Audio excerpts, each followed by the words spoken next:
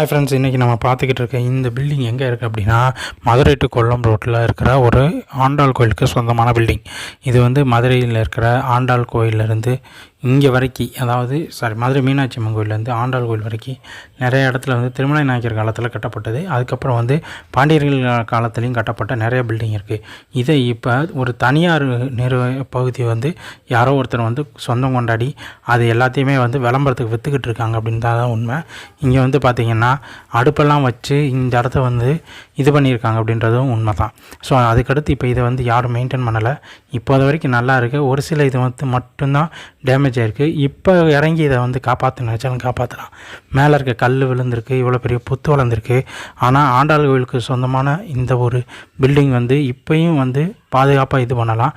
ஆனால் இதை இப்போ வரைக்கும் கூட ஆண்டாள் கோயில் நிர்வாகமோ இல்லை கவர்மெண்ட்டோ யாருமே இதை வந்து கண்டுக்கல அப்படின்றது தான் இதில் ஒரு பெரிய விசாரணை.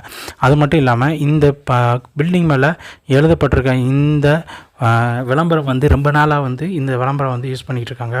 இது வந்து மெயின் ரோட்டில் பக்கத்தில் இருக்குது. ஸோ இதை வந்து க்ளீன் பண்ணி நல்லா புனரமைச்சாங்க அப்படின்னா இந்த பகுதி வழியை போகிறவங்க மலைக்கு ஒதுங்கிறதுக்கு கூட இதை யூஸ் பண்ணிக்கலாம். அதே மாதிரி பாத யாத்திரையாக பழனிக்கு இந்த பக்கம் போகிறவங்க, ஐயப்பன் கோயிலுக்கு பாத யாத்திரை போகிறவங்க கூட யூஸ் பண்ணலாம். ஆனால் இது வரைக்கும் இதை யாரும் யூஸ் பண்ணலை. ஸோ இந்த வீடியோவை ஷேர் பண்ணி இதுக்கப்புறமாவது இந்த வீடியோவை இதை ஸ்ப்ரெட் பண்ணுங்கள். இந்த பில்டிங்கை காப்பாற்ற பாருங்கள். எவ்வளோ பெரிய மரம் இருக்குது. இதை காப்பாற்றுறதுக்கு ஏதாவது ஹெல்ப் பண்ணுங்கள். ஸோ இந்த பில்டிங்கை இந்த வீடியோக்கு அப்புறமாவது கொஞ்சம் காப்பாற்றுறதுக்கு ட்ரை பண்ணுங்கள். நன்றி, வணக்கம்.